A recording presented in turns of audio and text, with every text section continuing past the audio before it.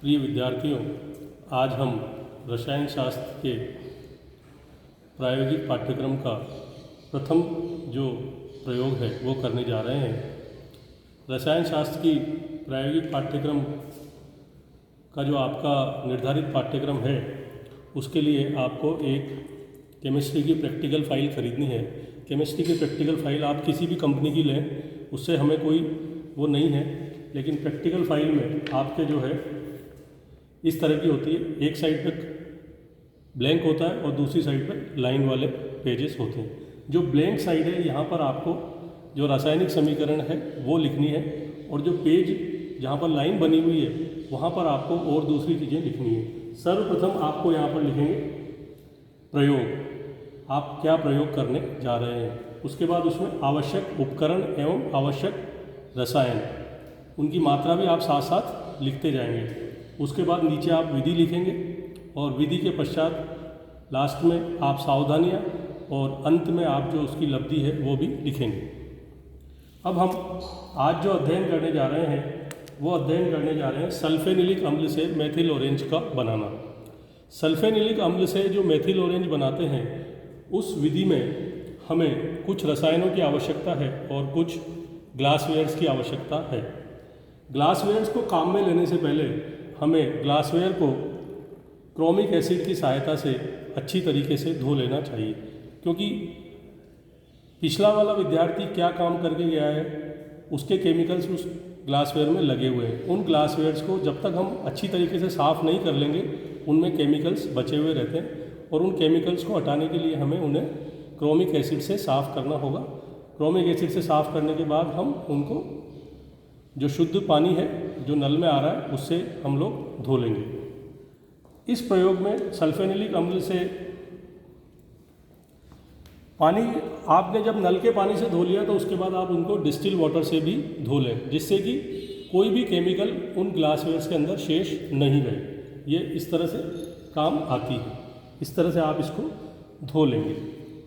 ये जो हमारा प्रयोग है सल्फेनिलिक एसिड से मिथाइल ऑरेंज का निर्माण करना, इसमें हमें जो केमिकल्स आवश्यकता है वो है सल्फेनिलिक एसिड, इसकी मात्रा 5 ग्राम, सोडियम कार्बोनेट इसकी मात्रा 4 ग्राम, सोडियम नाइट्राइट इसकी मात्रा 4 ग्राम, सांद्र हाइड्रोक्लोरिक अम्ल ये 4 ml लेना है, NN डाईमिथाइल एनिलीन ये हमें 5 ml लेना है, और डाइल्यूट हाइड्रोक्लोरिक ये भी हमें 5 ml ही डाइल्यूट हाइड्रोक्लोरिक एसिड लेना है। अब सर्वप्रथम हम पहला बीकर लेंगे। पहले बीकर में हमें क्या लेना है, 2 पदार्थ लेने हैं, सल्फेनिलिक एसिड और सोडियम कार्बोनेट। सल्फेनिलिक एसिड और सोडियम कार्बोनेट की जो निर्धारित मात्रा है उसको तोलने के लिए हम ये वॉच ग्लास जो कि पहले से क्रोमिक एसिड से साफ़ किया हुआ है और उसको हमने फ़िल्टर पेपर से सुखा भी लिया है ताकि उसमें कोई पानी का अंश नहीं रहे, उसको हम ये बैलेंस की सहायता से वे करेंगे। इस बैलेंस की सहायता से हम वे करने के लिए ये जो सब्सटेंस है इसको हम इस तरीके से निकालेंगे और इस तरीके से इसमें हमने वे कर लिया। ये 5 ग्राम जो हमने सल्फेनिलिक अम्ल लिया उसको हमने इस बीकर में ट्रांसफ़र कर दिया। बीकर में ट्रांसफ़र करने के बाद हमें इसको वॉच ग्लास को फिल्टर पत्र से साफ़ कर लेना है, ताकि जो उस पर कोई दूसरा केमिकल है वो उसका वजन जब हम दूसरा पदार्थ तोलेंगे सोडियम कार्बोनेट उसमें नहीं आए। अब हमें सोडियम कार्बोनेट वे करना है।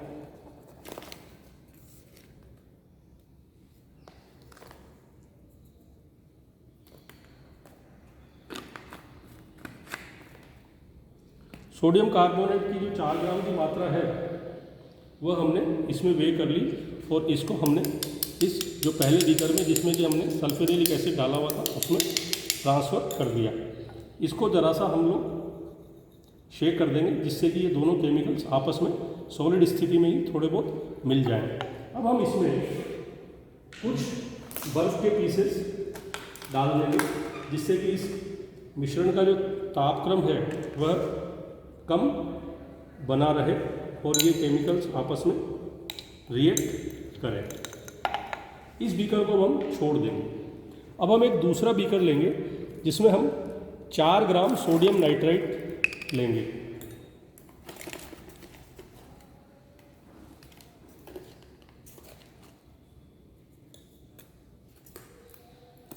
सोडियम नाइट्राइट को हम पुनः जो है बैलेंस पे वे कर लेंगे।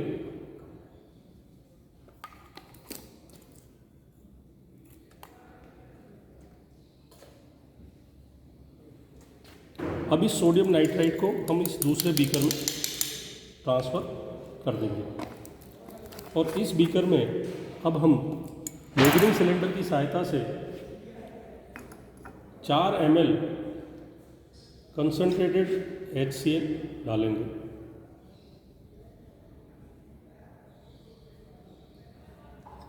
ये सांद्र HCl।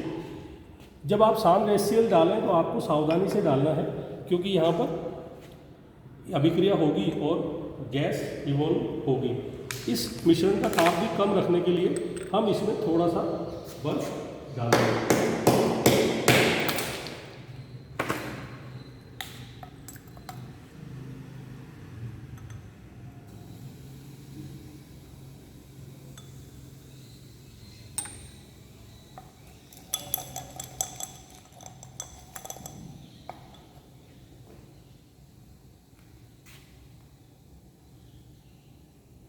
अब ये मिश्रण जिसका कि ताप कम है, इसमें सोडियम नाइट्राइट और सांद्र HCl हमने मिलाया था, उसको हम पहले वाले बीकर में जो हमारा सल्फेनिलिक अम्ल और सोडियम कार्बोनेट था उसके अंदर मिला देंगे। धीरे धीरे मिलाएंगे सावधानी से।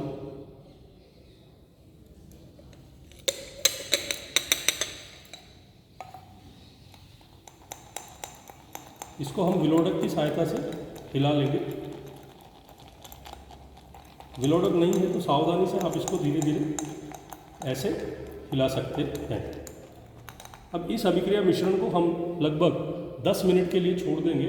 यहाँ पर जो अभिक्रिया होगी उसे हम डाई एजोटाइजेशन की अभिक्रिया कहते हैं। डाई एजोटाइजेशन की अभिक्रिया को हम इस प्रकार से समझा सकते हैं। ये एन डबल बॉन्ड एंड का फॉर्मेशन आपके इस मिश्रण में हो रहा है। एन डबल बॉन्ड एंड जहाँ पर होगा उसे हम डाई एजो कहेंगे।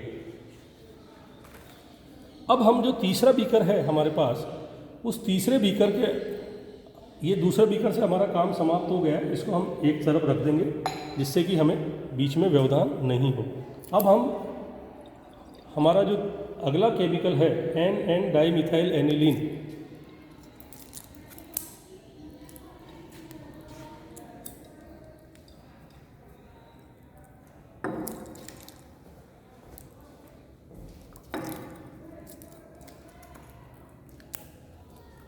एन डाइमिथाइल एनिलीन को अब हम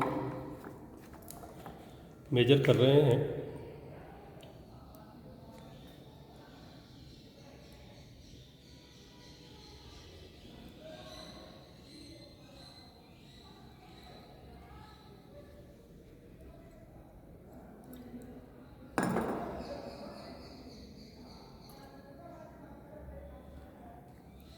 हमने 5 ml एन डाइमिथाइल एनिलीन लिया और उसको इस तीसरे बीकर में स्थानांतरित कर दिया। इस एन डाइमिथाइल एनिलीन में अब हम लगभग 4 ml डाइल्यूट हाइड्रोक्लोरिक एसिड यानी कि तनु HCl ऐड करेंगे।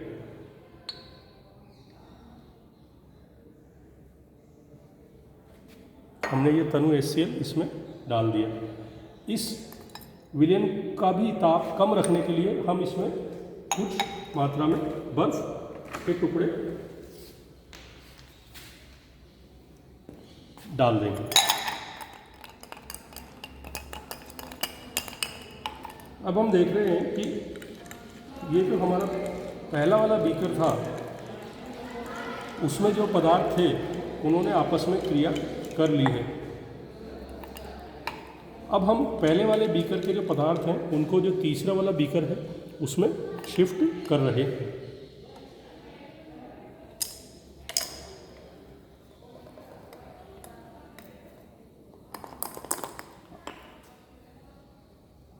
आप इसको देखें कि यहाँ पर जो है नारंगी कलर के विलयन का निर्माण हमारे इस बीकर में हो गया है। ये जो नारंगी कलर का जो विलयन बना, ये हमारा मेथिल ऑरेंज है।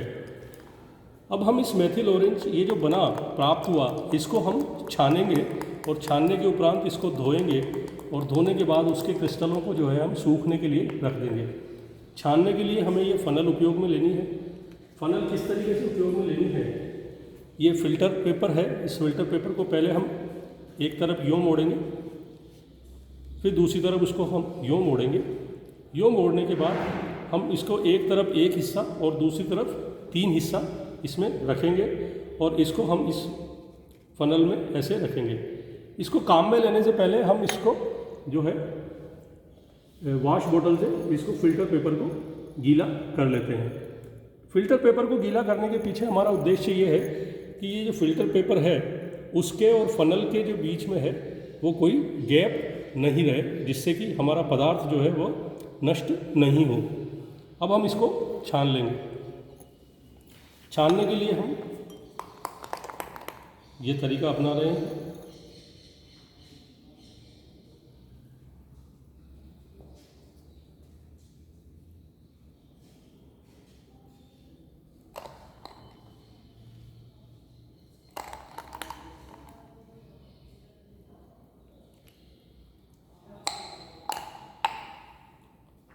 इसको हम स्टैंड पर भी रख सकते हैं। स्टैंड पर रखने से हमें इसको पकड़ने की आवश्यकता नहीं रहेगी और ये छनता रहेगा। जब ये छन जाएगा तो अब हम इसको वॉश बोतल से वॉश कर लेंगे ताकि इसमें जो अतिरिक्त पानी है वो और नीचे चला जाएगा। तत्पश्चात हम इसे जो है फ़िल्टर पेपर को कीप में से हटा करके फ़िल्टर पेपर के जो पदार्थ हैं उसको हम स्पैचुला की सहायता से सूखने के लिए रख देंगे। और ये हमारी जो प्रिपरेशन बनी, ये क्या है, मेथिल ऑरेंज। आशा है आपको ये प्रिपरेशन बनाने का जो पूरा तरीका है वो समझ में आया होगा। यदि आपको फिर भी कोई दिक्कत है तो आप मुझसे कभी भी पूछ सकते हैं।